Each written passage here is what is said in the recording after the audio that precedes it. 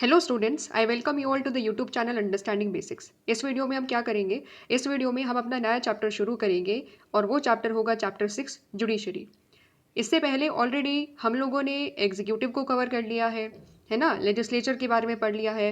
तो फिर बचता क्या है? थर्ड ऑर्गन ऑफ गवर्नमेंट हमारा बचता है। तो उसी के बारे में इस पूरे चैप्टर में हम अंडरस्टैंड करेंगे।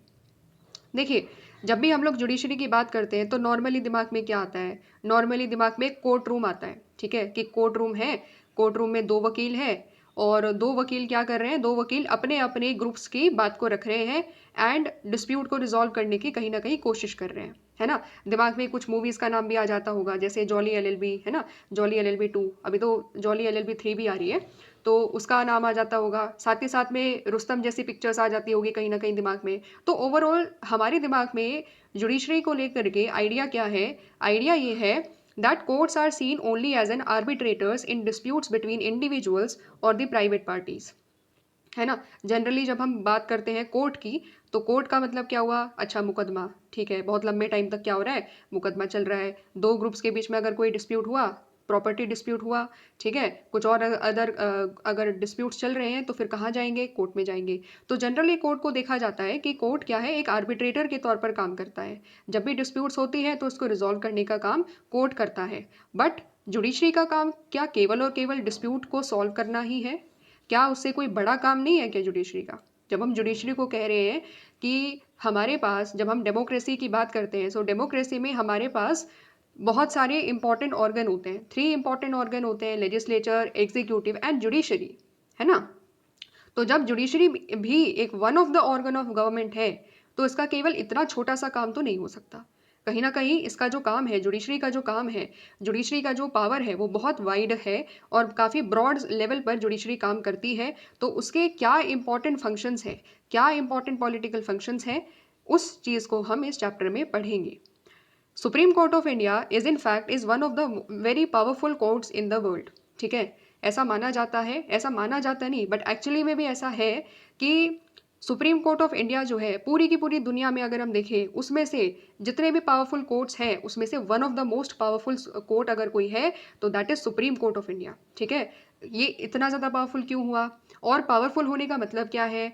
तो इसके बारे में, इसके जो भी इंपॉर्टेंट एस्पेक्ट है उसको इस पूरे चैप्टर में डिस्कस किया गया है। एंड जब हम पीआईएल के टॉपिक को अंडरस्टैंड करेंगे, पब्लिक इंटरेस्ट लिटिगेशन को समझेंगे, जुडिशियल एक्टिविज्म के टॉपिक को कवर करेंगे, तो उसमें हम ये समझेंगे कि कितने इंपॉर्टेंट तरीके से सुप्रीम कोर्ट एक इंपॉर्टेंट रोल प्ले कर रहा है एंड इंश्योर कर रहा है कि वो जस्टिस इंश्योर करे to every section of society, specifically the weaker section of society. फिर उसके बाद हम क्या देखेंगे? हम ये देखेंगे कि जब हम देखो जुडिशरी की बात करते हैं ना, तो जुडिशरी का सबसे ज़्यादा जो इंपॉर्टेंट रोल रहा है वो क्या रहा है? वो रहा है the role in interpreting and in protecting the constitution. हमारे पास कॉन्स्टिट्यूशन है, लेकिन कॉन्स्टिट्यूशन का भी गार्जियन कौन है पता है? कॉन्स्टिट्यूशन की रक्षा कौन करेगा? कॉन्स्टिट्यूशन में प्रोटेक्शन, कॉन्स्टिट्यूशन के प्रोविजंस को कौन इंश्योर करेगा कि कॉन्स्टिट्यूशन के प्रोविजंस के मुताबिक ही कानून बना रहा है लेजिस्लेचर? कॉन्स्टिट्यूशन के प्रोविजंस के मुताबिक ही एग्जीक्यूटिव्स काम कर रहे हैं।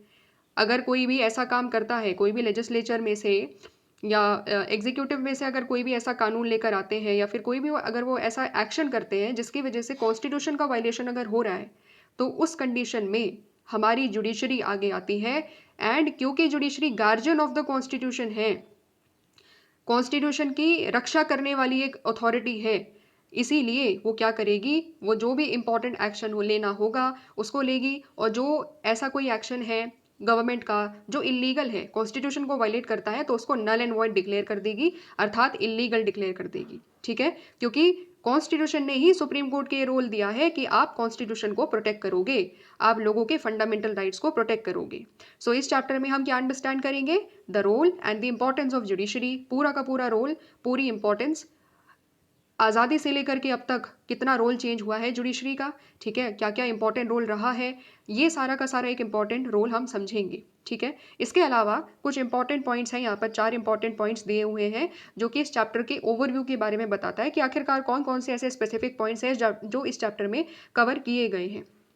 First point, the meaning of independence of judiciary.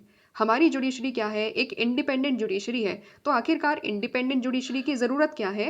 And दूसरी इंपॉर्टेंट चीज़ कि इंडिपेंडेंस का मतलब क्या है ना। जब हम कह रहे हैं जुडिशरी इंडिपेंडेंट है तो उसका मतलब क्या है, इसको हम समझेंगे। ठीक है, साथ ही साथ सेकेंड पॉइंट है the role of judiciary in protecting our rights. ठीक है, जब हम राइट्स टॉपिक कर रहे थे तो उसमें वैसे हमने थोड़ा सा एक अंडरस्टैंडिंग ली, article 32 right to constitutional remedies, उसमें हमने पढ़ा कि जुडिशरी का बहुत इंपॉर्टेंट रोल है हमारे फंडामेंटल राइट्स के प्रोटेक्शन में, है ना, वो चीज़ वहाँ पर हमने पढ़ी।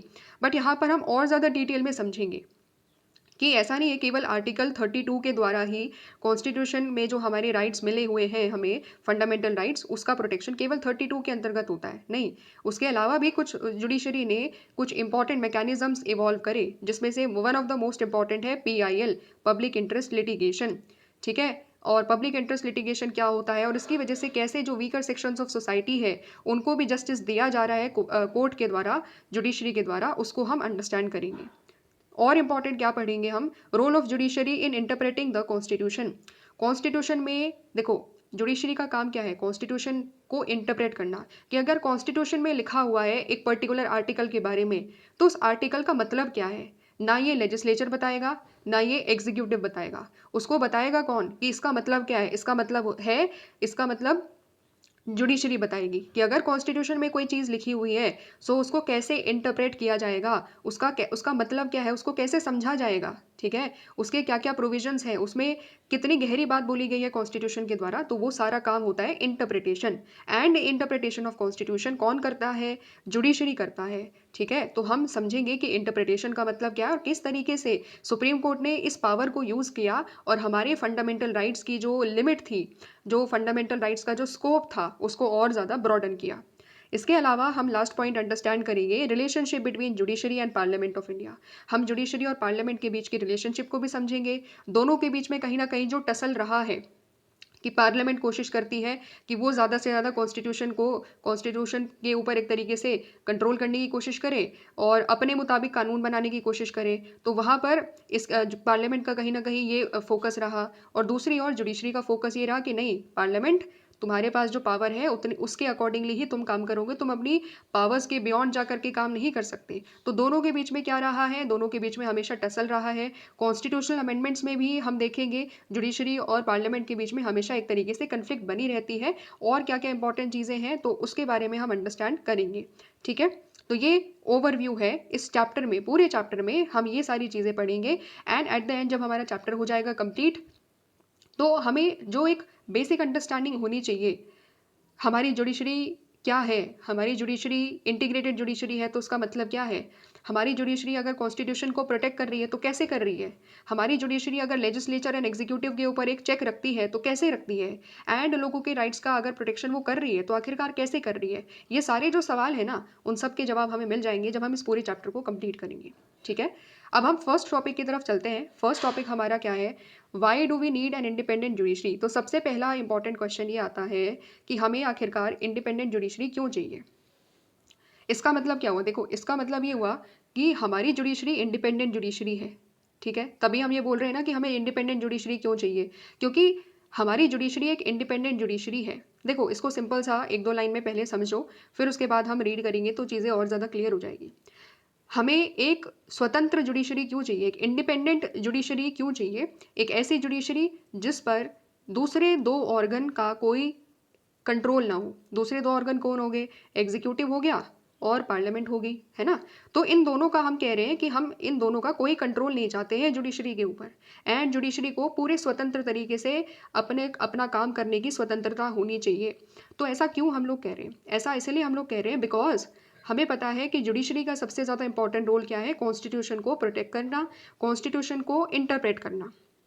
तो अगर जुडिशरी के काम में एग्जीक्यूटिव का, पार्लियामेंट का इन्वॉल्वमेंट होगा, अगर उसके काम में बार बार इंटरफेरेंस होगी तो क्या हो सकता है, ठीक है, तो क्या होगा, तो फिर हो सकता है इसकी वजह से क्या होगा, सीधा सीधा ये जुडिशरी अपने काम को सही तरीके से, फेयर तरीके से कहीं ना कहीं कर नहीं पाएगी।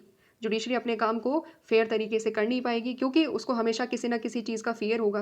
फियर क्या हो सकता है, फियर ये हो सकता है कि अच्छा मुझे क्या किया है, मुझे एग्जीक्यूटिव्स ने अगर अपॉइंट किया है तो फिर हो सकता है कि अगर जुडिशरी कोई गलत डिसीजन दे या जुडिशरी कोई अगर ऐसा डिसीजन दे जो एग्जीक्यूटिव्स को पसंद ना आए तो हो सकता है जुडिशरी में जो बैठे हुए जज है उनको रिमूव कर दिया जाए, क्योंकि उन्होंने कोई ऐसा जजमेंट दे दिया जिसकी वजह से गवर्नमेंट एक तरीके से गवर्नमेंट को वो चीज़ पसंद नहीं आई। तो क्योंकि गवर्नमेंट ने ही अपॉइंट किया था, तो गवर्नमेंट इजीली अगर रिमूव कर सकती है उनको, तो फिर क्या होगा, वो फियर के अंदर रहकर काम करेंगे, डर के काम करेंगे गवर्नमेंट से। सिमिलरली और भी अदर तरीके हो सकते हैं, ठीक है। और तरीके क्या हो सकते हैं, फेवर भी हो सकता है कि अगर सपोज अगर गवर्नमेंट अपॉइंट कर रही है, अगर गवर्नमेंट का बहुत इंपॉर्टेंट रोल है, एग्जीक्यूटिव्स का, prime minister, council of minister, ही सारी चीज़ें अगर डिसाइड कर रहे हैं कि जुडिशरी काम कैसे करेगी, जुडिशरी में कौन बैठेगा, कौन हाई कोर्ट का जज बनेगा, कौन सुप्रीम कोर्ट का जज बनेगा, अगर ये सारी चीज़ें हमारे एग्जीक्यूटिव कर रहे हैं या हमारी पार्लियामेंट कर रही है, तो क्या हो सकता है, तो फेवर भी हो सकता है। फेवर का मतलब क्या है कि वो उनको लालच दिया जा सकता है कि ठीक है, हम तुम्हें हाई कोर्ट का जज बना देंगे, हम तुम्हें सुप्रीम कोर्ट का जज बना देंगे और तुम हमारे लिए काम करना फिर, ठीक है।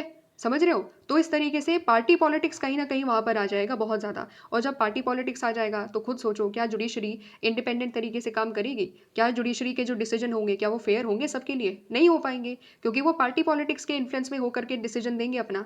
जजमेंट जो होगा उनका पार्टी पॉलिटिक्स से इन्फ्लुएंस होगा, क्योंकि उनको पता है कि अगर वो judgement as per the government के अकॉर्डिंगली दे देंगे जैसा गवर्नमेंट चाह रही है, तो फिर क्या होगा, उनको आगे हो सकता है राज्यसभा का टिकट मिल जाए, या हो सकता है किसी कमीशन के वो चेयरपर्सन बना दिए जाए, है ना। ये पॉलिटिकल बेनिफिट्स उनको मिल सकते हैं। तो हमने क्या करा, यही सारी चीज़ों को ध्यान में रखते हुए हमने ये समझा, इंपॉर्टेंट समझी, कॉन्स्टिट्यूशन मेकर्स ने समझा कि हमें क्या करना होगा, हमें अपनी जुडिशरी को इंडिपेंडेंट बनाए रखना होगा, वरना बाकी दो का इन्फ्लुएंस उस पर हमेशा रहेगा और जुडिशरी ढंग से काम नहीं कर पाएगी, बिना फियर के, बिना किसी फेवर के काम नहीं कर पाएगी, ठीक है। ये तो हो गया एक मोटा मोटा जनरल अंडरस्टैंडिंग। अब हम डिटेल में समझेंगे कि इस बुक में क्या दिया हुआ है। देखो, यहाँ पर सबसे पहला पॉइंट है कि किसी भी सोसाइटी में हमेशा क्या होता है, डिस्प्यूट्स होते ही हैं, है ना। कभी इंडिविजुअल्स के बीच में होंगे, कभी ग्रुप्स के बीच में होंगे, कभी इंडिविजुअल्स और ग्रुप्स के बीच में होंगे, और कभी कभी क्या होगा, गवर्नमेंट्स के बीच में भी होंगे, है ना। आपस में हमेशा किसी ना किसी चीज़ पर, कभी प्रॉपर्टी डिस्प्यूट हो रहा है, कभी कोई किसी पर्टिकुलर लॉ पर कोई डिस्प्यूट हो रहा है, कभी दो ग्रुप्स के बीच में with in the society dispute हो रहा है, एंड कभी कभी सेंटर एंड स्टेट के बीच में भी होता है, कभी कभी गवर्नर एंड जो स्टेट गवर्नमेंट होती है उसके बीच में भी होता है। तो ये सारी चीज़ें क्या है, ये सारी चीज़ें बेसिकली बताती है कि डिस्प्यूट्स लगातार होते रहते हैं। तो all such disputes must be settled bye an independent body in accordance with principle of rule of law. ये जो डिस्प्यूट्स है उसको सेटल कैसे किया जाना चाहिए, एक इंडिपेंडेंट बॉडी के द्वारा किया जाना चाहिए। और कैसे किया जाना चाहिए, किस प्रिंसिपल के मुताबिक किया जाना चाहिए, तो वो प्रिंसिपल होगा रूल ऑफ लॉ, ठीक है। रूल ऑफ लॉ होगा। तो रूल ऑफ लॉ का मतलब क्या है भाई, ये क्या होता है, ठीक है, इसका मतलब क्या है, और इस प्रिंसिपल में होता क्या है एक्चुअली में, अब हम उसको समझेंगे। The idea of rule of law implies that all individuals, rich और पुअर, men और women, फॉरवर्ड और backward caste, they are subjected to the same law. Rule of law का मतलब होता है कानून का राज। लॉ का मतलब क्या है, कानून। रूल का मतलब क्या हो गया, राज। कानून का राज का मतलब हो गया कि कोई भी इंडिविजुअल हो, उसका कोई भी बैकग्राउंड हो, वो अमीर हो, वो गरीब हो, वो विमेन हो या मेन हो, वो किसी भी कास्ट से हो, वो किसी भी रिलीजन से हो, हमें कोई फर्क नहीं पड़ता है। कानून सबके लिए बराबर होगा। कानून क्या होगा, कानून सबके लिए बराबर होगा। अगर किसी ने गलत किया है, अगर किसी ने लॉ को वायलेट किया है, हमें फ़र्क नहीं पड़ता कि वो रिच है या वो रिच है या फिर वो गरीब है, ठीक है। हम कोई डिफ्रेंशिएशन नहीं करेंगे। अगर उन्होंने कोई लॉ को वायलेट किया है तो सज़ा दोनों को सेम मिलेगी, चाहे वो रिच हो, चाहे वो पुअर हो, चाहे वो मेन हो, चाहे वो विमेन हो। इसका मतलब क्या हो गया कि कानून सबके लिए बराबर है। तो रूल ऑफ लॉ का मतलब क्या हुआ कि जो कानून कहता है वो फॉलो किया जाएगा। हमें फ़र्क नहीं पड़ता कि किसके ऊपर कानून लग रहा है, जिसने भी रूल को वायलेट करा है उसको सेम सज़ा मिलेगी, ठीक है। और कानून सबके लिए बराबर होगा। कानून अगर मेन को रक्षा दे रहा है तो कानून उतनी ही रक्षा वेमेन को भी करेगा, ठीक है। अगर कानून कुछ रिच के लिए प्रावधान बना रहा है तो कानून ठीक उसी तरीके से पुअर के लिए भी सेम टू सेम प्रावधान बनाएगा, कोई डिफ्रेंसिएशन नहीं होगा, ठीक है। क्योंकि कानून ही सबसे बड़ी इंपॉर्टेंट चीज़ होती है। सो रूल ऑफ लॉ का मतलब क्या है, रूल ऑफ लॉ का मतलब है कि लॉ इज़ सुप्रीम। लॉ क्या है, सुप्रीम है, कानून सबसे ऊपर है, कानून हर व्यक्ति से ऊपर है, ठीक है। कानून हर व्यक्ति से ऊपर है, और इसीलिए जब कानून सबसे ऊपर है तो फिर कोई भी डिस्प्यूट अगर होगा, कोई भी डिस्प्यूट अगर होगा तो ये देखा जाएगा कि कानून वहाँ पर उस पर्टिकुलर डिस्प्यूट में क्या कहता है, और जो लॉ बताएगा उसी के अकॉर्डिंगली उस डिस्प्यूट को सेटल किया जाएगा। समझ रहे हो? तो this is what the idea of rule of law is. अब हम समझते हैं कि रूल ऑफ लॉ का जो प्रिंसिपल है वो जुडिशरी किस तरीके से इम्प्लीमेंट करवाती है। The principal role of judiciary is to protect the rule of law and ensure the supremacy of the law.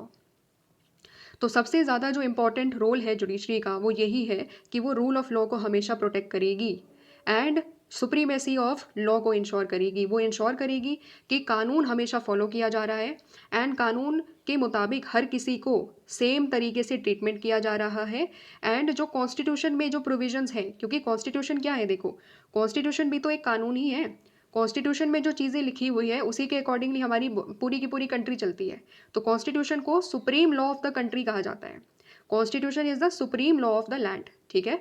तो इसीलिए यहाँ पर जुडिशरी का रोल क्या आ जाता है, जुडिशरी का रोल आ जाता है कि वो रूल ऑफ लॉ को प्रोटेक्ट करेगी, जो कॉन्स्टिट्यूशन में जो लिखे हुए प्रोविजंस हैं उसको प्रोटेक्ट करेगी एंड कॉन्स्टिट्यूशन को हमेशा सुप्रीम, कॉन्स्टिट्यूशन की जो सुप्रीमेसी है, कॉन्स्टिट्यूशन में जो लिखी हुई सारी चीज़ें हैं उसको हमेशा इम्प्लीमेंट करवाएगी। और अगर कोई ऐसा कोई डिसीजन लेता है जिसकी वजह से कॉन्स्टिट्यूशन में जो चीज़ें लिखी हुई है उसका वायलेशन अगर होता है तो फिर सुप्रीम कोर्ट या हाई कोर्ट उस पर डिसीजन भी लेगा, उस पर एक्शन भी लेगा और उस पर्टिकुलर डिसीजन को इलीगल डिक्लेयर कर दिया जाएगा, ठीक है। तो जब हम कह रहे हैं यहाँ पर protection of the rule of law, तो इसका और मतलब क्या होता है, तो यहाँ पर और चीज़ दी हुई है that it safeguards the rights of the individual, settle the disputes in accordance with the law and ensures that democracy does not give way to individual or group dictatorship। तो यहाँ पर क्या हुआ, यहाँ पर हुआ कि जो जुडिशरी है उसका काम क्या है, जो राइट्स ऑफ इंडिविजुअल है उसको सेफ गार्ड करना। हमें पता है फंडामेंटल राइट्स हमें मिले, किसने दिए, कॉन्स्टिट्यूशन ने दिए। कॉन्स्टिट्यूशन क्या है, supreme law of the country है, ठीक है। तो अगर कॉन्स्टिट्यूशन ने हमें कुछ अधिकार दिए हैं, फंडामेंटल राइट्स दिए हैं और गवर्नमेंट उन राइट्स को वायलेट कर रही है तो कौन बचाएगा, राइट्स को प्रोटेक्ट कौन करेगा, जुडिशरी हमारा करेगा। दूसरा, अगर कोई भी डिस्प्यूट अगर हो रही है तो डिस्प्यूट में कानून क्या कहता है उस कानून के मुताबिक ही डिसीजन लिए जाएंगे, ठीक है। तो जजेस कोई अपना डिसीजन नहीं दे देते हैं कि मेरे मुताबिक ऐसा होना चाहिए, मेरे मुताबिक वैसा होना चाहिए। जजेस का कोई अपना डिस्क्रिशन यहाँ नहीं होता है। जो भी जजमेंट जज देते हैं वो कानून के मुताबिक ही देते हैं कि अगर मर्डर किया है तो इतनी सज़ा मिलेगी, तो वो क्योंकि हमारे देश में कानून है उसी के अकॉर्डिंगली सज़ा मिलेगी, ठीक है। हम डिफ्रेंशिएट नहीं करेंगे कि अगर किसी ने मर्डर कर दिया है तो क्योंकि वो रिच है तो उसको छोड़ दो, और अगर किसी गरीब ने चोरी करी है तो भी उसको फांसी पर फांसी की सज़ा दे दो। ऐसा डिफ्रेंसिएशन नहीं किया जाएगा, ठीक है।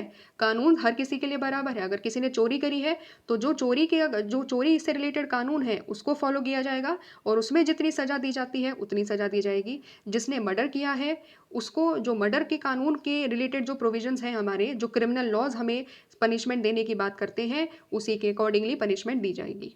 तो जो कानून लिखा हुआ है, जैसा कानून हमारे देश में बना है उस कानून के अकॉर्डिंगली ही सारी चीज़ें हो, ये इंश्योर कौन करता है, हमारी जुडिशरी इंश्योर करती है। एंड इसी की वजह से हमारे यहाँ पर supremacy of the law ensure किया जाता है कि कानून हर जगह पर फॉलो किया जा रहा है, ठीक है, समझ रहे हो।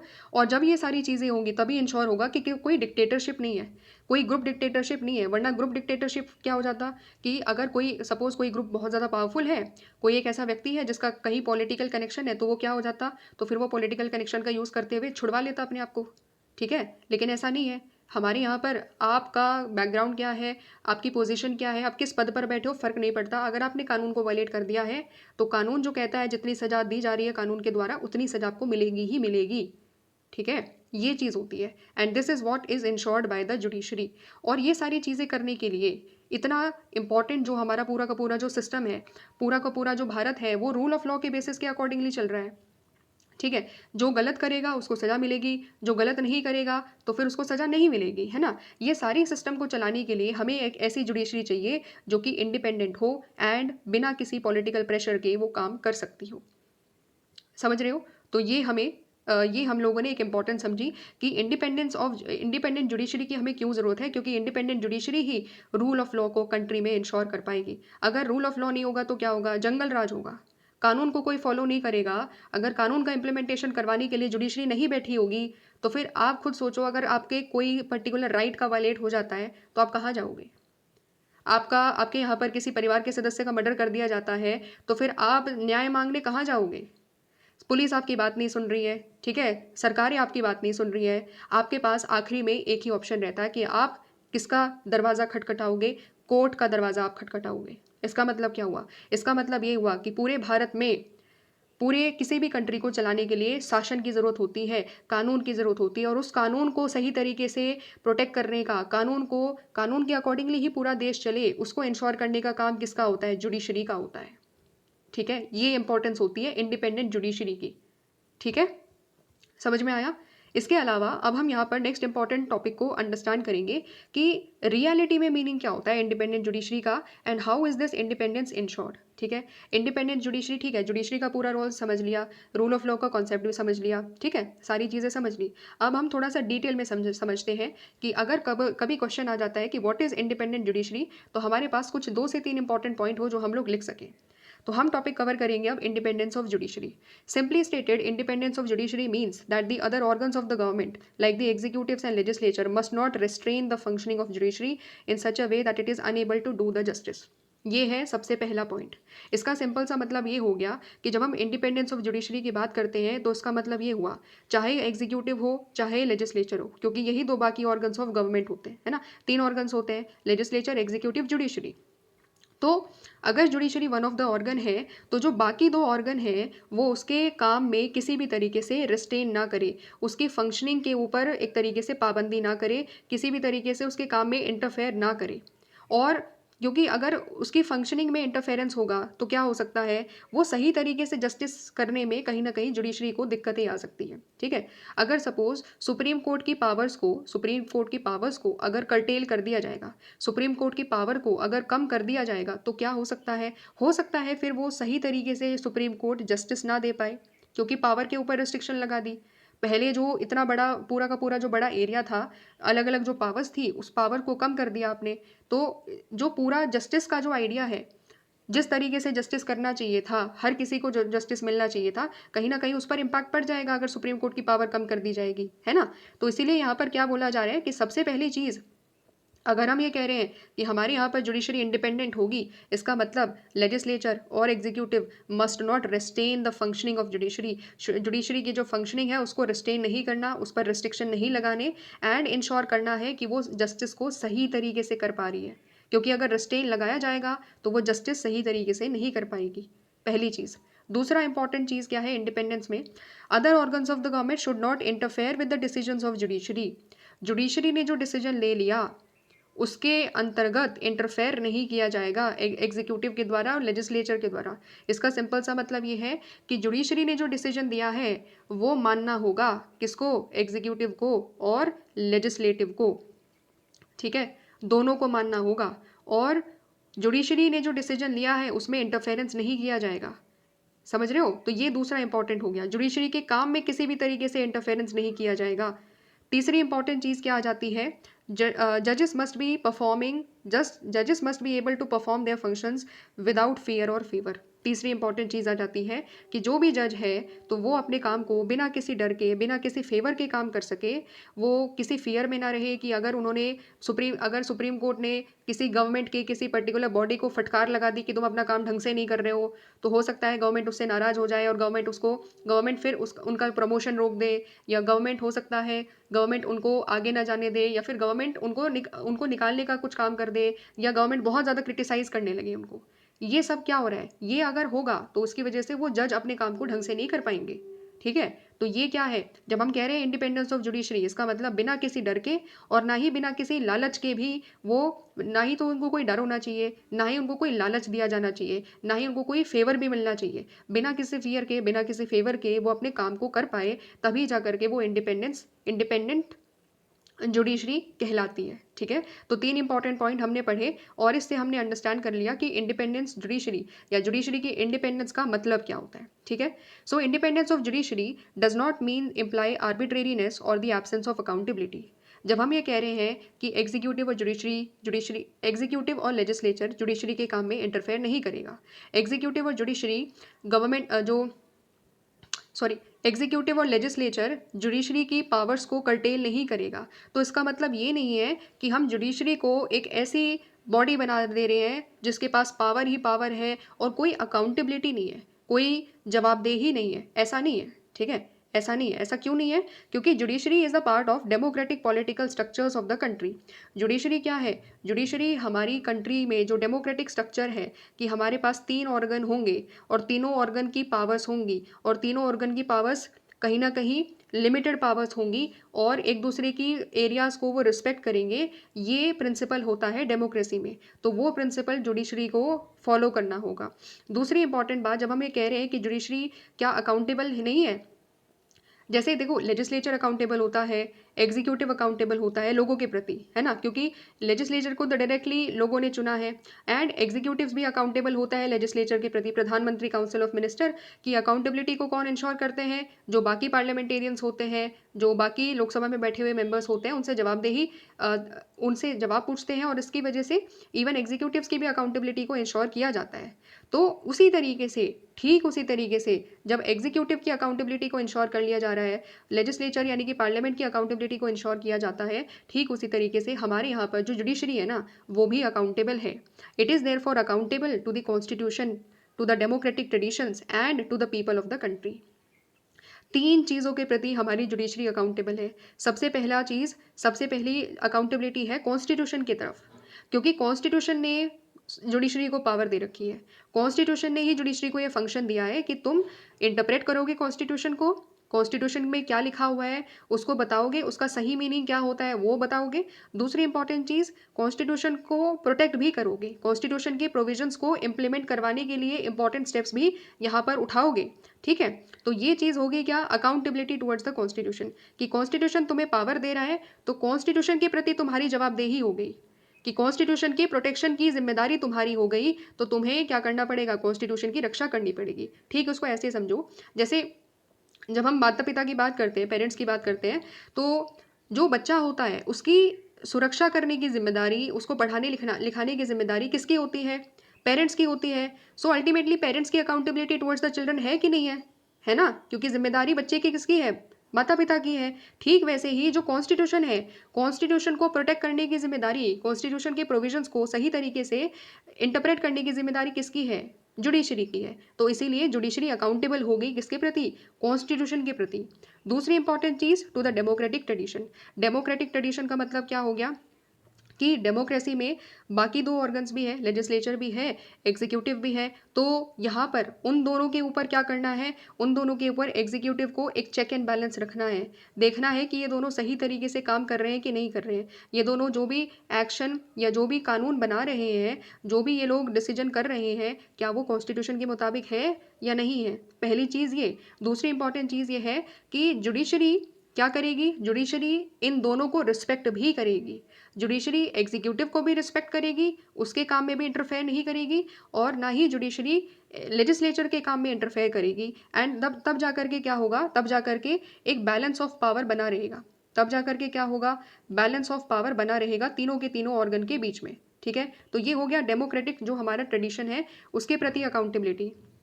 साथ ही साथ में to the people of the country, लोगों के प्रति भी अकाउंटेबिलिटी है। क्यों, क्योंकि एट द एंड कॉन्स्टिट्यूशन में जो राइट्स है किसके हैं, लोगों को राइट्स दिए हुए हैं, तो लोगों को जस्टिस कौन देगा, जुडिशरी देगी। लोगों को अगर कोई भी दिक्कत आएगी, सरकार काम नहीं कर रही होगी, एग्जीक्यूटिव उनकी बात नहीं सुन रहे होंगे, पुलिस बात नहीं सुन रही होगी, किसके पास जाएंगे, कोर्ट के पास जाएंगे कि नहीं जाएंगे। तो अकाउंटेबिलिटी लोगों के प्रति हो गई, है ना, क्योंकि लोगों को सुनना है और लोगों को ही क्या देना है, लोगों को ही जस्टिस देना है, लोगों के ही क्या करने हैं, लोगों के ही राइट्स का प्रोटेक्शन भी उन लोगों को करना है, हमारी जुडिशरी को करना है। तो एट द एंड अकाउंटेबिलिटी किसके प्रति होगी, लोगों के प्रति भी होगी। ठीक है, समझ रहे हो, तो ये चीज़ है यहाँ पर। ओके, तो ये हम लोगों ने अंडरस्टैंड करा कि भले ही हम ये कह रहे हैं कि इंडिपेंडेंस ऑफ जुडिशरी है, ठीक है, इंडिपेंडेंस ऑफ जुडिशरी है, legislature and executive legislature and executive judiciary के काम में इंटरफेयर नहीं कर सकते, है ना, ये सारी चीज़ें हम कह रहे हैं। और जुडिशरी को बिना किसी फियर के, बिना किसी फेवर के काम करना होगा, ये सब हम कह रहे हैं इंडिपेंडेंस में। But it does not mean कि उसके पास उसकी पावर के ऊपर कोई कंट्रोल ही नहीं है, उसके पास अनलिमिटेड पावर है और वो अकाउंटेबल ही नहीं है। नहीं, अकाउंटेबल है, लोगों के प्रति भी है, कॉन्स्टिट्यूशन के प्रति भी है। ठीक है, समझ रहे हो, तो ये चीज़ है। इसके बाद नेक्स्ट इंपॉर्टेंट चीज़ यहाँ पर जो हमें समझनी है, how can independence of judiciary be provided and protected.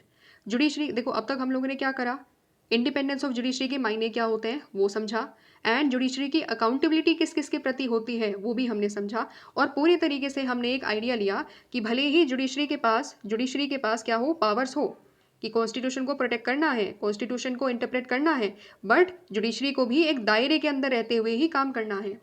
Judiciary की पावर्स भी कॉन्स्टिट्यूशन के द्वारा ही दी गई है एंड उसी दायरे के अंतर रहते हुए, उसी एक लिमिटेड पावर्स के अंतर्गत रहते हुए ही जुडिशरी को काम करना है। ठीक है, तो ये हमने चीज़ें अब समझ ली। अब हम क्या समझेंगे कि जब हम बात कर रहे हैं जुडिशरी इंडिपेंडेंट है, तो कौन कौन से ऐसे प्रोविजन हैं जो इंडिपेंडेंस ऑफ जुडिशरी को इंश्योर करते हैं, यानी कि जुडिशरी को इंडिपेंडेंट क्या क्या चीज़ बना रही है वो हम समझेंगे। ठीक है, सबसे पहला point, the Indian constitution has insured the independence of judiciary through a number of measures. तो हमारे कॉन्स्टिट्यूशन में ऐसे बहुत सारे मेजर्स हैं जिसकी वजह से हमारी जुडिशरी इंडिपेंडेंट तरीके से काम कर सकती है। ठीक है, वो क्या हो गया? सबसे पहली चीज़, the legislature is not involved in the process of appointment of judges. Thus, it was believed that the party politics would not play a role in the process of appointment. तो यहाँ पर हम सबसे पहला चीज़ क्या पढ़ेंगे? सबसे पहली चीज़ हम पढ़ेंगे अपॉइंटमेंट के बारे में, कि जजेस का, हाई कोर्ट के जज हो, सुप्रीम कोर्ट के जज हो, इनका अपॉइंटमेंट का तरीका क्या है। ठीक है, जब हम इनके अपॉइंटमेंट के तरीकों को पढ़ेंगे तो हम ये जानेंगे कि क्या ऐसा नहीं है, क्या इसमें ऐसा तो नहीं है कि गवर्नमेंट डिसाइड कर रही है कि कौन जज बनेगा, है ना? क्या ऐसा है, या फिर अगर ऐसा नहीं है तो कौन सा तरीका है जिसके ज़रिए अपॉइंटमेंट किया जाता है, एंड तब जा करके हम समझेंगे कि ये इंडिपेंडेंट कैसे इंश्योर करता है। ठीक है, तो यहाँ पर सबसे पहली चीज़ बताई गई है कि लेजिस्लेचर इन्वॉल्व नहीं होता है अपॉइंटमेंट ऑफ जजेस में, यानी कि हमारे यहाँ पर जो पार्लियामेंट होती है, पार्लियामेंट का कोई इन्वॉल्वमेंट नहीं होता है जब हम जजेस की अपॉइंटमेंट की बात करते हैं। ठीक है, देखो जनरली जब प्रेसिडेंट का अपॉइंटमेंट होता है, ठीक है, या वाइस प्रेसिडेंट का इलेक्शन होता है, प्रेसिडेंट का इलेक्शन होता है, तो क्या होता है, अलग अलग पार्टी, जो भी हमारी यहाँ पर पार्टी है, वो अपने अपने कैंडिडेट्स को एक तरीके से कैंडिडेट्स को इलेक्शन में लड़वाती है कि नहीं? और जो भी कैंडिडेट बनता है तो वो क्या होता है, उसकी भी अपनी पार्टी होती है, उसकी भी अपनी आइडियोलॉजी होती है। मतलब सीधी सी बात है कि कोई प्रेसिडेंट ही क्यों ना हो, कोई वाइस प्रेसिडेंट क्यों ना हो, है तो आखिरकार वो किसी ना किसी पार्टी के इंडिविजुअल, है कि नहीं? समझ रहे हो? तो वहाँ पर क्या आ जाता है, वहाँ पर पार्टी पॉलिटिक्स आ जाती है, वहाँ पर सीधा सीधा पार्टी पॉलिटिक्स आ जाती है। तो हमने क्या इंश्योर करा, हमने कहा कि देखो भाई, जब हम जजेस का इन्वॉल्वमेंट करेंगे ना, जब हम जजेस को अपॉइंटमेंट करेंगे, तो हम लेजिस्लेचर का इन्वॉल्वमेंट नहीं करवाने वाले, ताकि वहाँ पर किसी भी तरीके से पार्टी पॉलिटिक्स ना हो। ऐसा ना हो कि यहाँ पर कांग्रेस के ये जज है, ठीक है, आम आदमी पार्टी के ये जजेस बन रहे हैं, बीजेपी के ये सारे जजेस हैं, ऐसा नहीं होना चाहिए। जुडिशरी एक अलग तरीके से काम करेगी, तभी कर पाएगी जब उसमें पार्टी पॉलिटिक्स इन्वॉल्व ना हो। समझ रहे हो? तो इसलिए हमने सबसे पहली चीज़ क्या करी कि अपॉइंटमेंट कैसे किया जाएगा, अपॉइंटमेंट प्रोसेस में हम लेजिस्लेचर को इन्वॉल्व नहीं करते हैं।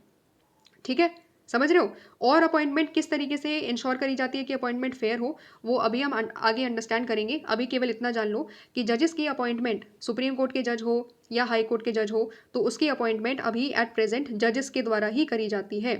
किसके द्वारा ही करी जाती है? जजेस के द्वारा ही करी जाती है। जुडिशरी खुद एक इंपॉर्टेंट रोल प्ले करती है। ठीक है, साथ ही साथ में ऑफकोर्स कुछ एग्जीक्यूटिव्स का रोल भी होता है, प्रेसिडेंट का रोल भी होता है, गवर्नर का रोल भी होता है, लेकिन वो किस तरीके से होता है, ये इनका रोल थोड़ा सा नॉमिनल है।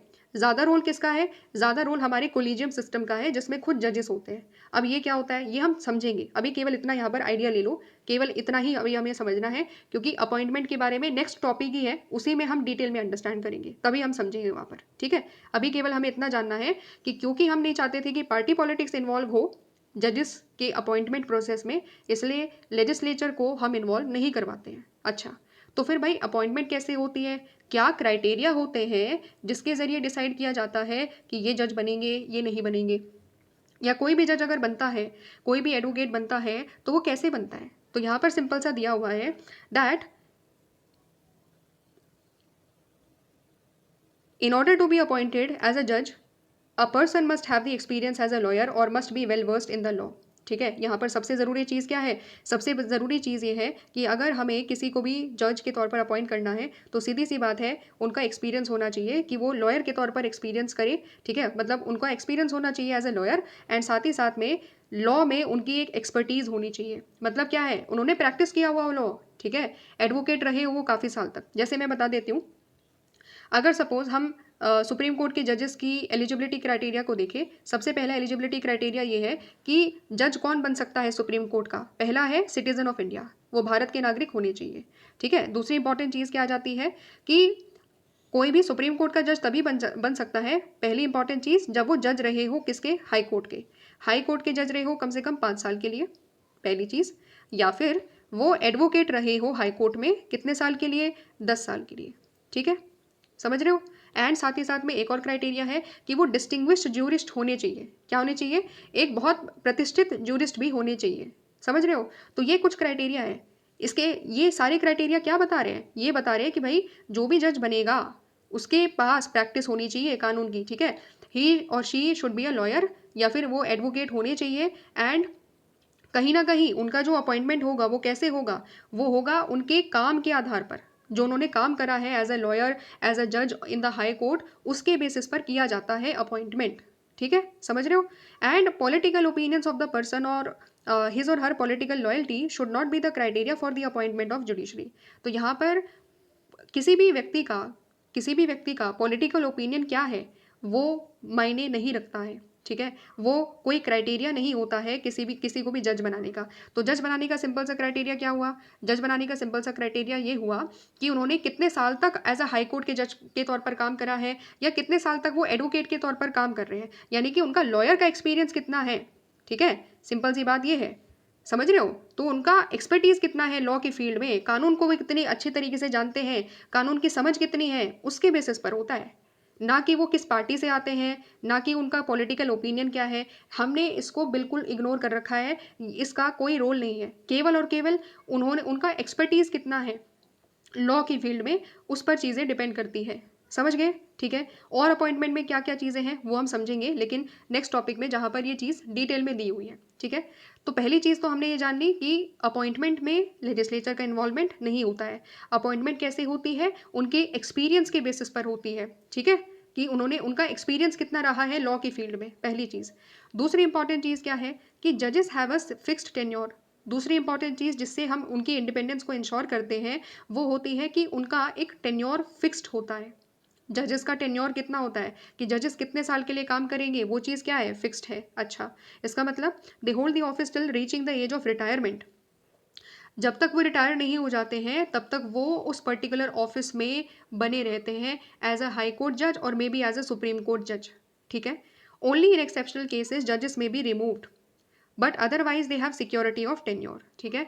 तो केवल और केवल कुछ एक्सेप्शनल केस होते हैं जब जजेस को रिमूव किया जाता है, और वो एक्सेप्शनल केस क्या होते हैं? वो एक्सेप्शनल केस हम पढ़ेंगे आगे जब हम रिमूवल को अंडरस्टैंड करेंगे। अभी केवल इतना समझ लो कि अगर वो कोई ऐसा काम करते हैं जिसकी वजह से वायलेशन ऑफ कॉन्स्टिट्यूशन हो रहा है, या मिसबिहेवियर अगर होता है, कहीं पर भी कोई भी जज अगर मिसबिहेवियर करता है, तो ये दो क्राइटेरियाज है, केवल इन्हीं क्राइटेरियाज के बेसिस पर इनका रिमूवल होगा।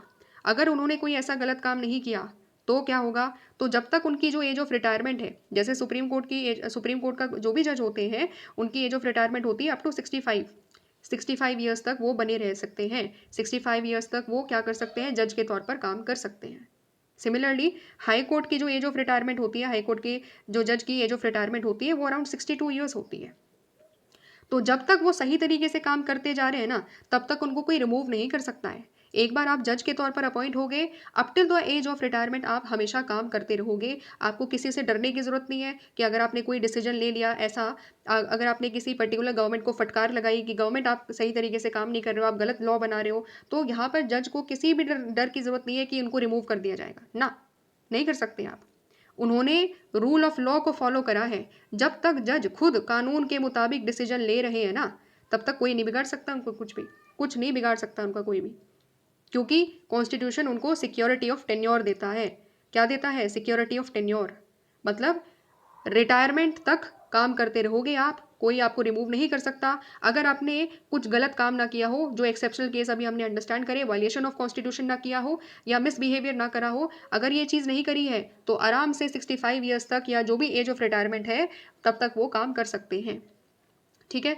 तो सिक्योरिटी ऑफ टेन्योर की वजह से क्या हुआ? Security of tenure ensure that जजेस कुड फंक्शन विदाउट फियर और विदाउट फेवर। बिना किसी डर के या बिना किसी फेवर के वो आराम से काम कर सकते हैं, है ना। कोई डर की जरूरत नहीं है, इंडिपेंडेंट तरीके से काम करेंगे अब, क्योंकि पता है कि हाँ, अगर कानून को फॉलो कर रहे हैं, अगर लॉ को फॉलो कर रहे हैं, लॉ को, कॉन्स्टिट्यूशन को सही तरीके से इंटरप्रेट कर रहे हैं, तो कोई कुछ एक्शन ले ही नहीं सकता उनके खिलाफ। कॉन्स्टिट्यूशन ने उनको सिक्योरिटी ऑफ टेन्योर दिया हुआ है। ठीक है, समझ रहे हो? तो इसकी इंपॉर्टेंस ये है, एंड इसकी वजह से इंश्योर किया जाता है कि वो इंडिपेंडेंट तरीके से काम कर सके। इसके अलावा constitution prescribes a very difficult procedure for removal of जजेस। The constitution makers believe that a difficult procedure of removal would provide a security of office to the members of judiciary. अगर suppose even removal का जो process है ना, even removal का जो process बनाया गया है कॉन्स्टिट्यूशन के द्वारा वो बहुत डिफिकल्ट है, क्योंकि उसमें स्पेशल मेजोरिटी चाहिए होती है एंड स्पेशल मेजोरिटी लेकर आना मुश्किल होता है। साथ ही साथ में जो पूरा प्रोसेस का जो रिमूवल का जो प्रोसेस है ना, वो बहुत लंबा बनाया है, बहुत कॉम्प्लिकेटेड बनाया गया है। क्यों बनाया गया है? इसीलिए बनाया गया है कि उनका रिमूवल करना आसान ना हो, उनको रिमूव करना आसान ना हो। ऐसा ना हो कि गवर्नमेंट की जब मर्जी आ रही है तब रिमूव कर दे रही है, नहीं, ऐसा नहीं कर सकती। ठीक है, ऐसा ना हो इसीलिए हमने क्या बनाया, इसीलिए हमने जो रिमूवल का जो प्रोसीजर है उसको भी बहुत डिफिकल्ट बनाया है। उसमें भी हमने स्पेशल मेजॉरिटी का क्राइटेरिया रखा है। और इसका मतलब क्या है कि डिफिकल्ट बनाया गया है? तो ये चीज़ स्पेसिफिकली एक अलग टॉपिक में आपकी बुक में ही डिस्कस किया गया है, रिमूवल ऑफ जजेस। नेक्स्ट वीडियो में हम उसमें अंडरस्टैंड करेंगे, तो और ज़्यादा इसके बारे में हम तब पढ़ेंगे। ठीक है, तो दो चीज़ हमने पढ़ी। पहला, अपॉइंटमेंट में किसी भी तरीके से पार्टी पॉलिटिक्स इन्वॉल्व ना हो, उसके लिए हमने इंश्योर करा कि उनका अपॉइंटमेंट फेयर तरीके से हो रहा है on the basis of their experience and on the basis of their work. ठीक है, उनके काम के बेसिस पर हम करते हैं।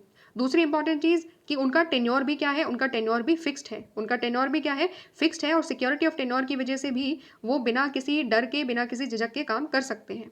इसके अलावा तीसरी इंपॉर्टेंट चीज़ क्या है, judiciary is not financially dependent on either the executive और legislature. The Constitution provides that the salaries and the allowances of the judges they are not subjected to the approval of the legislature। इसका मतलब क्या हुआ? इसका मतलब ये हुआ कि जो जजेस की सैलरी होती है ना, जो जजेस को पेंशन मिलती है, जो भी अलाउंसेस मिलते हैं ना, तो वो भी ऐसा नहीं है कि एग्जीक्यूटिव देगा, लेजिस्लेचर देगा, लेजिस्लेचर अप्रूव करेगा तभी उनको सैलरी मिलेगी, तभी उनको जो है पेंशन मिलेगी, ऐसा नहीं होता। ठीक है, समझ रहे हो? हमारे कॉन्स्टिट्यूशन ने क्या करा, हमारे कॉन्स्टिट्यूशन ने जो जजेस की सैलरी होती है और जो जजेस की अलाउंसेस होती है उसको क्या करा है, उसको नॉन वोटेबल बनाया है। उसको नॉन वोटेबल बनाया है, मतलब पार्लियामेंट उस पर वोट नहीं करेगी, पार्लियामेंट की अप्रूवल की ज़रूरत नहीं पड़ेगी कि भाई आपको अप्रूव करना पड़ेगा तभी जा करके जजेस को सैलरी मिलेगी, अलाउंसेस मिलेगी। खुद सोचो अगर ये ना होता तो क्या हो सकता था? ये हो सकता था फिर कि अगर पार्लियामेंट चाहती, अगर एग्जीक्यूटिव चाहते तो हो सकता था कि किसी एक पर्टिकुलर जज की तनख्वाह को रोक सकते थे वो लोग, किसी एक जज को पेंशन देने से मना कर सकते थे वो लोग। इसकी वजह से क्या होता, इसकी वजह से कहीं ना कहीं जो इंडिपेंडेंस ऑफ जुडिशरी है वो अफेक्ट हो जाती, फिर वो बिना किसी डर के काम ना कर पाते, क्योंकि भाई पैसों की बात है ना। यहाँ पर तनख्वाह ही रुक जाएगी अगर हम कुछ गलत कर देते हैं या फिर कुछ ऐसा डिसीजन दे देते हैं जो गवर्नमेंट के खिलाफ हो, है कि नहीं? समझ रहे हो बात? तो ये चीज़ यहाँ पर इंश्योर करी गई है कि फाइनेंशियली आप किसी के ऊपर डिपेंडेंट नहीं हो। लेजिस्लेचर और एग्जीक्यूटिव ऐसा नहीं कह सकते कि हम आपको तनख्वाह ही नहीं देंगे या आपको पेंशन नहीं देंगे, नहीं, you can't do that.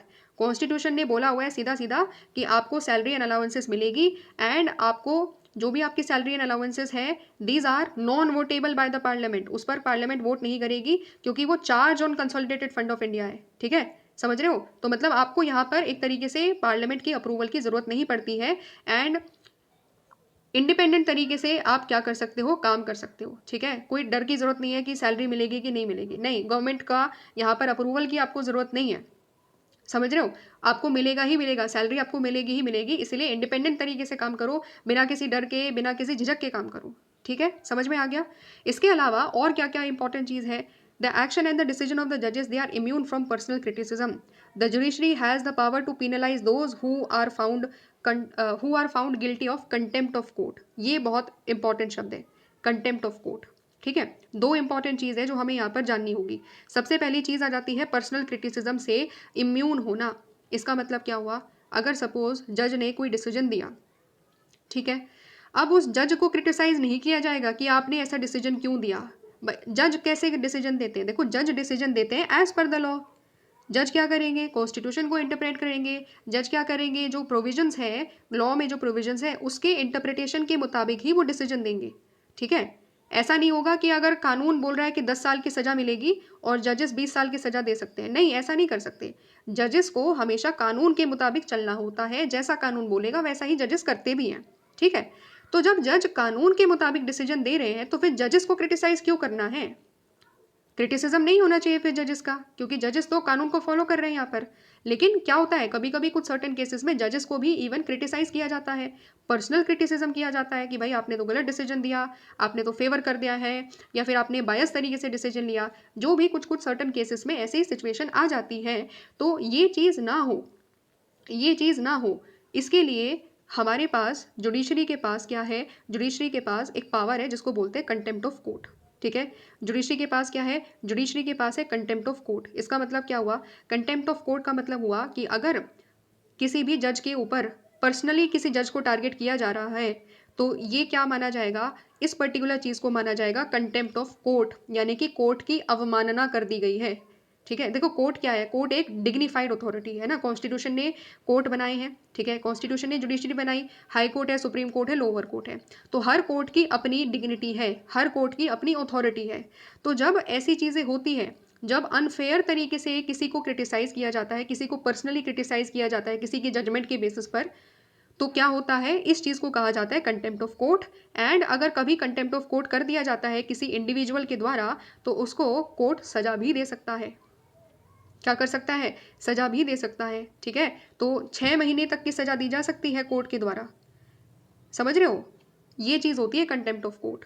Okay. So contempt of court से क्या होगा? जब कोर्ट के पास ये पावर है कि कोई गलत तरीके से क्रिटिसाइज करेगा, अगर डिसीजन को कोई अनफेयर तरीके से किसी जज का पर्सनल क्रिटिसिज्म करेगा, किसी जज को पर्सनली अगर टारगेट किया जाएगा तो कंटेम्प्ट ऑफ पावर कोर्ट का यूज़ करते हुए किसी को सजा भी दी जा सकती है। Okay. The authority of the court is seen as an effective protection to the जजेस फ्रॉम द अनफेयर क्रिटिसिज्म। इसका मतलब क्या हुआ? कि कंटेम्प्ट ऑफ कोर्ट दिया जा रहा है ताकि अनफेयर क्रिटिसिज्म को रोका जा सके। फेयर क्रिटिसिज्म अलाउड है, इसका मतलब ये है। इसका मतलब क्या हुआ? कि फेयर क्रिटिसिज्म आप करो, ठीक है।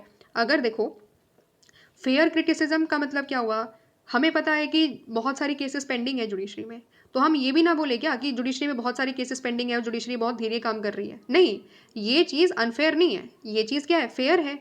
तो फेयर क्रिटिसिज्म के ऊपर हमारे ऊपर कोई कंटेम्प्ट ऑफ कोर्ट का चार्ज नहीं लगेगा, हमें तब कोर्ट सजा नहीं दे सकता, क्योंकि दैट इज समथिंग जो फेयर है, जो एक्चुअली में हो रही है ना। लेकिन अगर हम किसी पर्सनली किसी जज को टारगेट करने लगे, ठीक है, किसी जज को उल्टा पुल्टा बोलने लगे, ठीक है, कोई कार्टून ऐसा बना दे जिसकी वजह से सुप्रीम कोर्ट या हाई कोर्ट की अथॉरिटी कहीं ना कहीं लोअर डाउन अगर होगी, तो वो चीज़ होती है क्या? Contempt of court. तब कोर्ट आएगा और कोर्ट उस व्यक्ति के ऊपर जिसने कोई ऐसी चीज़ बोली होगी या किसी चीज़ की किसी एक्शन की वजह से किसी न्यूज़पेपर में कोई ऐसी रिपोर्ट पब्लिश करी हो जिसकी वजह से सुप्रीम कोर्ट या हाई कोर्ट या अदर कोर्ट की अथॉरिटी कहीं ना कहीं लोअर डाउन अगर हो रही होगी, तो तब कंटेम्प्ट ऑफ कोर्ट का चार्ज लगेगा और सुप्रीम कोर्ट और हाई कोर्ट सजा भी दे सकते हैं। समझ रहे हो? तो there is a difference between fair criticism and unfair criticism. तो जब अनफेयर क्रिटिसिज्म होगा तभी ये चीज़ करी जा सकती है, तभी कंटेम्प्ट ऑफ कोर्ट की पावर यूज करी जा सकती है। समझ में आ गया? ठीक है। अब देखो, और पार्लियामेंट के ऊपर भी है। क्या बोला जा रहा है? Parliament can not discuss the conduct of the जजेस except when the proceedings to remove a जज इज बीन कैरिड आउट। तो यहाँ पर एक सिंपल सी बात बोली गई है कि इवन पार्लियामेंट के अंदर भी हम किसी भी जज का कंडक्ट डिस्कस नहीं कर सकते। हम ये नहीं कह सकते कि ये पर्टिकुलर जज तो सही तरीके से डिसीजन नहीं लेते, या फिर ये पर्टिकुलर जज की एक अपनी अलग अलग विचारधारा है, ठीक है। ऐसा नहीं हम लोग बोल सकते। पार्लियामेंट के अंदर बैठ के हम ये सारी चीज़ें नहीं बोल सकते, क्योंकि हमारे यहाँ पर ये चीज़ अलाउड नहीं है कि हम किसी भी जज का कंडक्ट डिस्कस करें, वो भी संसद में बैठकर, एक्सेप्ट वन कंडीशन, ठीक है। मतलब एक कंडीशन के अंतर्गत हम किसी भी जज के कंडक्ट को डिस्कस कर सकते हैं, और वो क्या है? जब जज को रिमूव किया जा रहा है, जब जज का इम्पीचमेंट प्रोविजन है, जब जज के ऊपर इम्पीचमेंट, जो जज है उनको रिमूव किया जा रहा है और उसी के ऊपर डिस्कशन किया जा रहा है, ठीक है। उसके ऊपर डिस्कशन किया जा रहा है कि हम इन जज को रिमूव क्यों कर रहे हैं, क्योंकि इन जज ने ये सारी गलत काम किए हैं। तो तब तो आप डिस्कस करो, तब तो आप डिस्कस करो, क्योंकि बिना डिस्कस करे कैसे पता चलेगा कि इसको रिमूव क्यों किया जा रहा है ना। तो रिमूव जब किया जाता है तब डिस्कस किया जा सकता है किसी भी जज का कंडक्ट, किसी भी जज ने क्या क्या किया है, उनके क्या क्या एक्शन रहे हैं, उसको आप तब डिस्कस करो। लेकिन बिना इम्पीचमेंट के प्रोविजन के अलावा और कोई भी ऐसी कंडीशन में पार्लियामेंट में किसी भी जज का कंडक्ट डिस्कस नहीं किया जा सकता है। समझ में आ गया? ठीक है। ये चीज़ भी क्यों इंश्योर करी जा रही है? This gives the judiciary the independence of to adjudicate without fear of being criticised. ये चीज़ इसीलिए दी जा रही है, कंटेम्प्ट ऑफ कोर्ट की पावर इसीलिए दी जा रही है, पार्लियामेंट में इसीलिए मना किया जा रहा है कि आप नॉर्मली डिस्कस नहीं करोगे कंडक्ट ऑफ जजेस, ताकि किसी भी जज को ये डर ना हो कि अगर उसने कोई भी डिसीजन ऐसा दिया जो कि गवर्नमेंट के खिलाफ है या गवर्नमेंट के ऊपर डांट फटकार लगाई है, तो उसको पर्सनली क्रिटिसाइज किया जा रहा है, ठीक है। उसको किसी भी प्रकार के क्रिटिसिज्म का डर ना हो और वो बिना किसी फियर ऑफ पर्सनल क्रिटिसिज्म, बिना किसी fear of being getting criticised वो डिसीजन दे सके, ठीक है, तो ये इंपॉर्टेंट चीज़ होती है एंड इस तरीके से हम इंश्योर करते हैं कि जो भी हमारे जजेस हैं वो बिना किसी fear of getting being criticised वो क्या कर सके, वो अपने जजमेंट दे सके एज पर द लॉ। ठीक है, उन्हें किसी भी प्रकार से चिंता करने की ज़रूरत नहीं है कि अगर हम डिसीजन ऐसा देंगे तो संसद में बैठ करके हमें क्रिटिसाइज़ किया जाएगा, प्रेस कॉन्फ्रेंस में government parties, opposition parties criticise करेगी हमें और हमें टारगेट किया जाएगा। ये नहीं होना चाहिए, है ना। ये चीज़ ना हो इसीलिए हमने कंटेम्प्ट ऑफ कोर्ट की पावर दे रखी है एंड ये भी इंश्योर किया हुआ है कि पार्लियामेंट में नॉर्मली डिस्कस नहीं किया जा सकता है एक्सेप्ट तब जब उस जज के ऊपर रिमूवल या इम्पीचमेंट मोशन हो और उसी कंडीशन में ही जजेस का कंडक्ट को डिस्कस किया जा सकता है। ठीक है, तो ये सारे हमने प्रोविजंस क्या देखे, ये जितने भी हमने प्रोविजंस देखे, सबसे पहला प्रोविजन देखा अपॉइंटमेंट के बारे में। ठीक है, अपॉइंटमेंट के बारे में, फिर देखा टेन्योर के बारे में कि फिक्स्ड टेन्योर है। थर्ड इंपॉर्टेंट चीज़ हमने देखी फाइनेंशियल जो उनकी सैलरीज वगैरह है उसके बारे में देखा and last important cheese contempt of court देखी हम लोगों ने। तो ये सारे पावर्स दिए गए हैं, ये सारे पावर्स इंश्योर करते हैं at the end independence of judiciary. हमारी जुडिशरी बिना किसी फियर के, बिना किसी फेवर के काम कर सके। ठीक है, और हमारे कॉन्स्टिट्यूशन को सही तरीके से इंटरप्रेट भी कर सके और हमारे कॉन्स्टिट्यूशन को क्या कर सके, हमेशा प्रोटेक्ट भी कर सके, उसके प्रोविज़न को इंश्योर कर सके कि वो हमेशा फॉलो किए जा रहे हैं लेजिस्लेचर के द्वारा एंड एग्जीक्यूटिव्स के द्वारा। और इन सब चीज़ों से ही क्या होता है, सुप्रीमेसी ऑफ लॉ होता है। क्या होता है, सुप्रीमेसी ऑफ लॉ होता है एंड रूल ऑफ लॉ भी हमेशा फॉलो किया जाता है। और रूल ऑफ लॉ को फॉलो करवाने का काम किसका है, रूल ऑफ लॉ को मेंटेन करने का काम किसका है, हमारी न्यायपालिका यानी कि जुडिशरी का है। समझ में आ गया। इस तरीके से मैंने पूरा का पूरा टॉपिक एक ओवरव्यू दे दिया एंड कंक्लूड भी कर दिया। स्टार्टिंग से लेकर के लास्ट तक जो भी चीज़ें डिस्कस करी उसको एक बार दोबारा से समअप भी मैंने कर दिया है। ठीक है, मिलते हैं हम लोग नेक्स्ट वीडियो में जहाँ पर हम लोग अपने नेक्स्ट टॉपिक को बिगिन करेंगे जो कि है अपॉइंटमेंट ऑफ जजेस।